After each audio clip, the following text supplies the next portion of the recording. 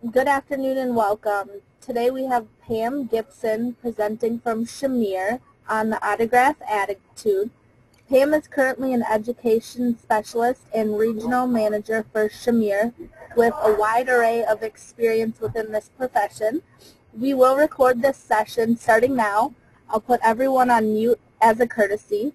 Pam will hold a short question and answer session after the presentation, so please hold your questions until then. And Pam, here you are.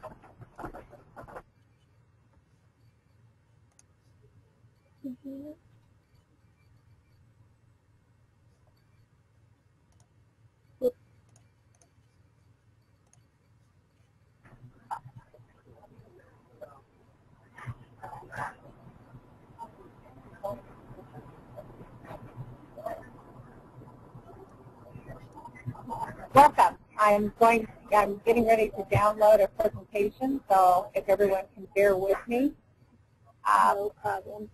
I will get that uploaded and we'll get started.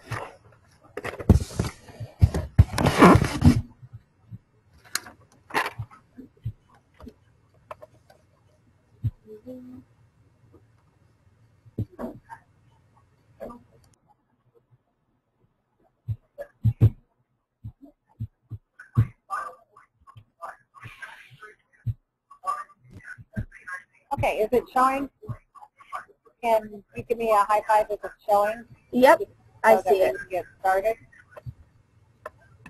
Oh, perfect. All right, let's go to a full screen and then I'm going to start talking. One of the things I'd like to share with everybody is how wonderful the event of being able to put progressive lenses or really excellent optics lenses in wrapped sunwear. That's been an issue for many, many years. I've been in the industry for 4 years, and it was a considerable problem. Those of us who've been around for a while, it's always ugly when someone would come in with a plus 3 prescription and they'd want this 58-eye wrap, and you're thinking, ugh.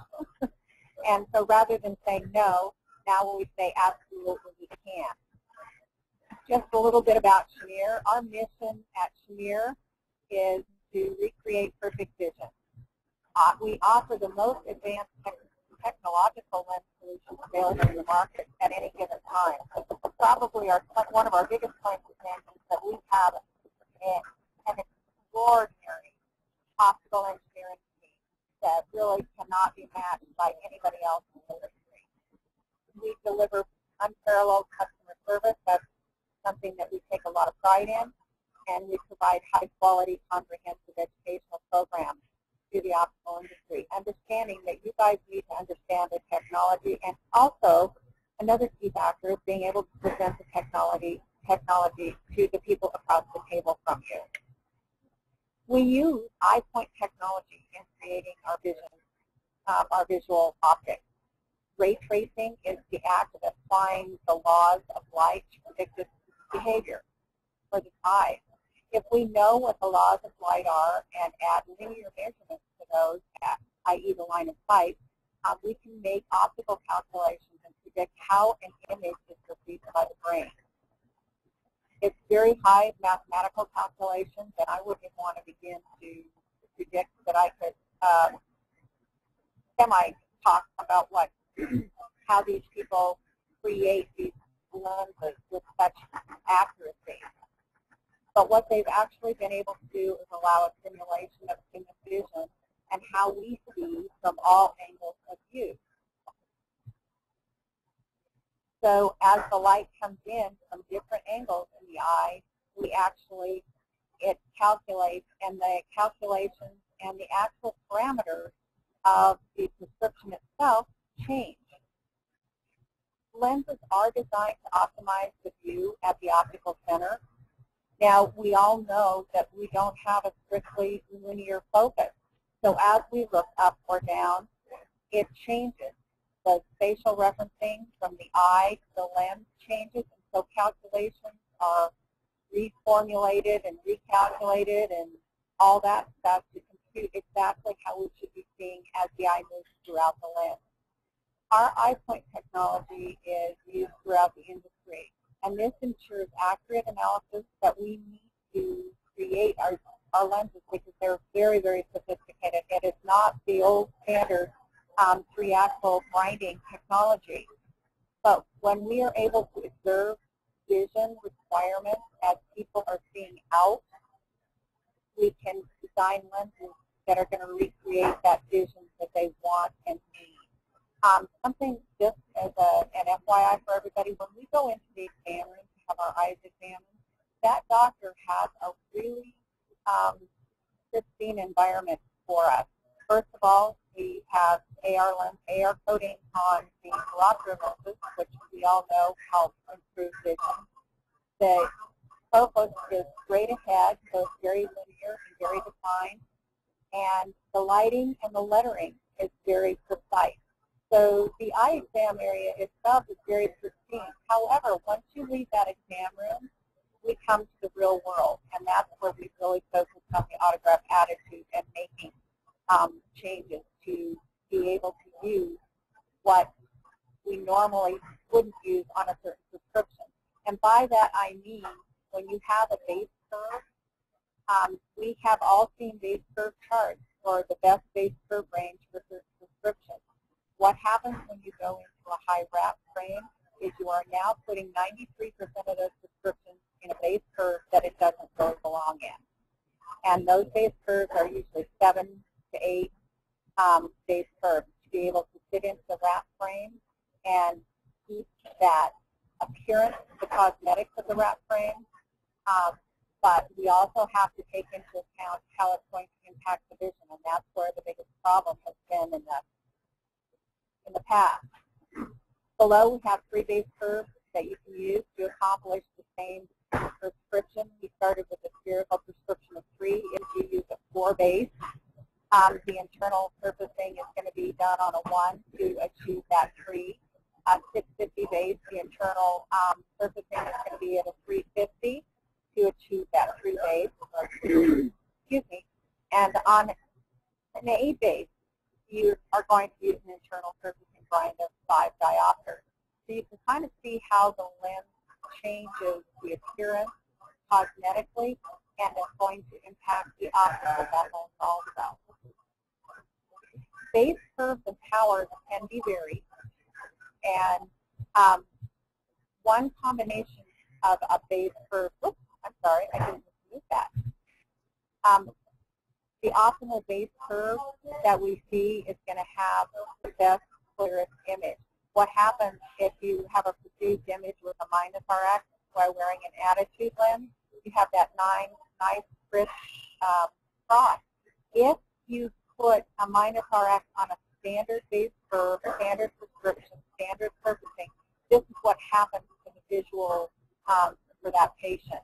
So you can see by placing it on a higher curved lens, you're going to be able to recreate the visual needs and the perception and the imaging that that patient needs in order to be able to do well.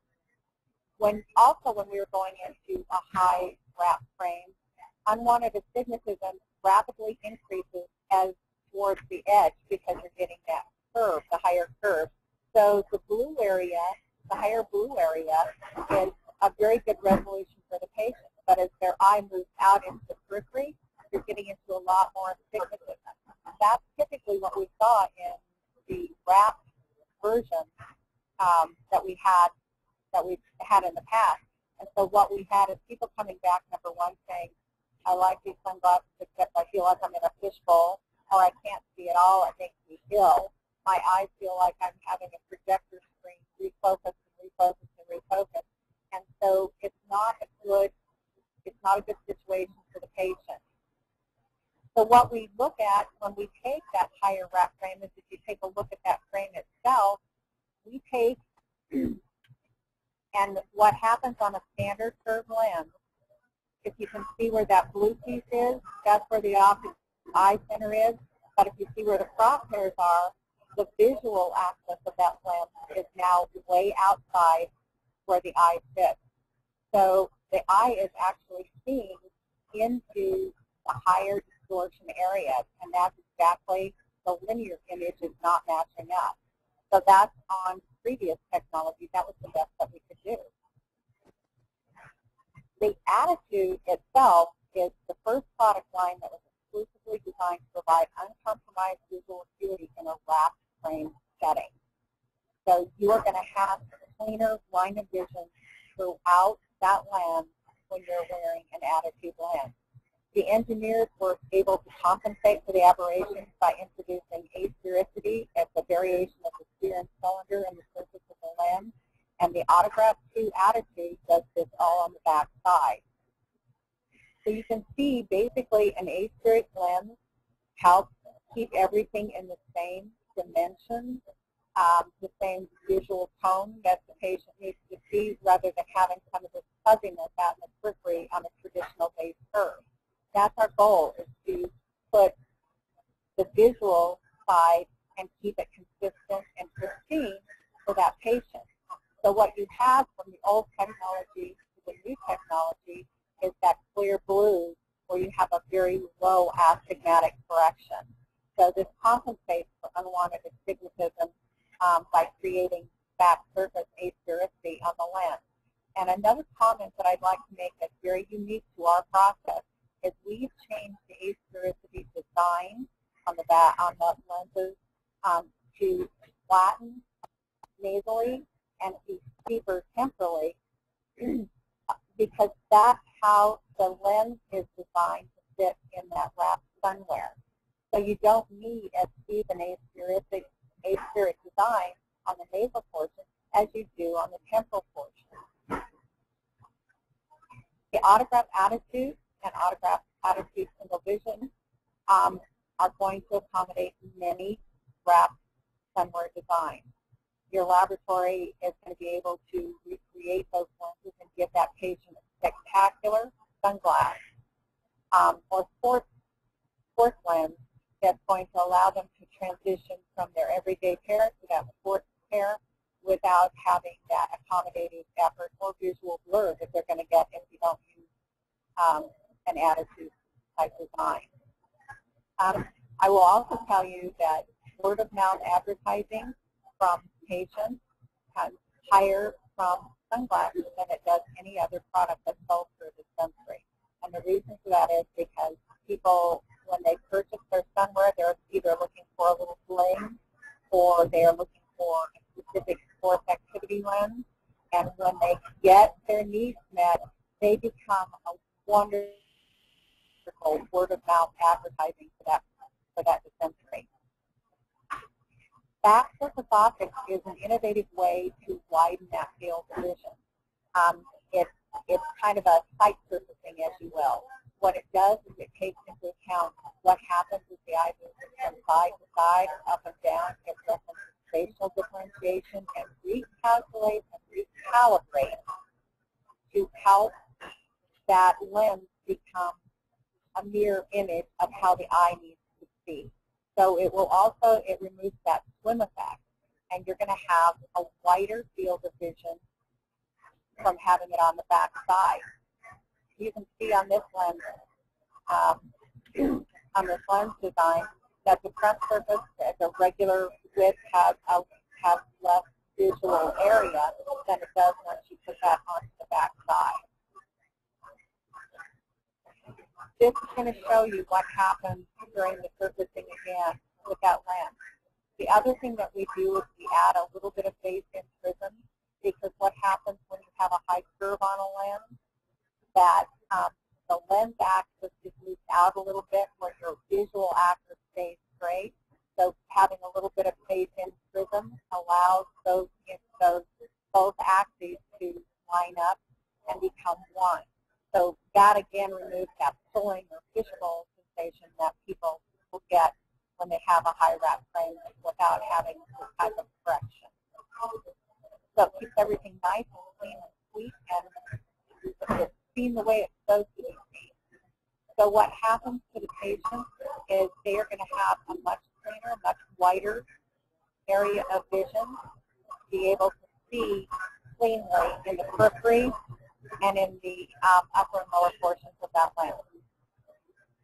This is just a little quick analogy of what happens when you take a spherical lens and you move it to an aspheric lens. On higher powers especially, your visual button, so to speak, is smaller in a spherical lens when you have higher powers because there's more curve in the lens base curve that the eye has to deal with. So when we introduce asphericity into a lens, it broadens it a little bit. But when you put that asphericity and the curvature designs that we have with the autograph attitude lenses on the back side of the lens, it really opens up so that you aren't being constricted virtually at all. We have a lot of different materials available in the autograph tube attitude, and it comes in two. And the progressive has two fitting designs. It has 15 and 18. That simply means that you can fit, if you're going to fit somebody in a 17 lens, 17 millimeter fitting height, you're going to want to use the attitude 15 because the key to remember on all the fitting designs is that it's just a minimum fitting height reference for you guys. The other thing that I will tell you is you do not want to drop the fitting height. You always want to fit at center people, and I'll explain that a little further down the line. But you can see we have a full range of products. You can fit one CR39, 5X polycarbonate high index, and a 167 high index, and you can fit up to 4 diopters of prism, and that's in any direction. The design concentration, unlike most progressives, in which the blank has to be centered to achieve the required descriptor when you have a front side design, having a back side design like ours allows us to put that optical center wherever we need it to utilize the most blank surface that we can. This allows us, number one, we can use a larger lens size, and number two, we can also, if we need to, use a smaller blank size. For instance, polarized sometimes doesn't come in an 80 millimeter blank, so in the higher prescription. So we are able to use a blank as long as the blank is larger than the frame, the eye size on that frame, to achieve the correct PD. You are not going to be getting calls back from your laboratory saying, well, if we move the PD in 2 millimeters, we can do it, or out 2 millimeters, whichever. You're not going to get those calls back from your laboratory. So that's a unique development. It really allows us to do a lot more than we used to be able to do with lenses. The attitude progressive is an aspheric and atoric lens. Its back surface is aspherically and atorically processed with our freeform technology. Again, this goes back to what I was saying before. The asphericity nasally and temporally are different because we have different viewing angles. It's not symmetrical. It can't be symmetrical. Now, we do have engravings on our lenses. The engravings are necessary to keep the nasal and the temporal position correctly. That's imperative. I know people have asked sometimes why we have to have the engravings on single vision lenses. And that's because that lens design is referenced from the optical center, from your fitting center. That's where the optical center design begins and ends. So it's really important to choose the best benefit from this lens. The fitting height should be requested and ordered directly in front of a pupil. The lens is going to be prism thin at that point, and that prism thinning only is base down prism equally done in both eyes, and it just balances out the lens thickness. When you fit the attitude progressive, we have two designs, so to speak, the 18 and the 15. The key to remember is those fitting designs. You never want to order an 18 if you're fitting a lower peg height than that. Again, the 15 is going to be one of your most used lenses, I think, because it really provides a nice quick photoregister reading. As all of our products, the fitting height should be measured directly in front of the pupil and then measured to the bottom of the frame. This is an old trick that used to be done. Do not bump the ads or measure near PDs in at 2.5. You want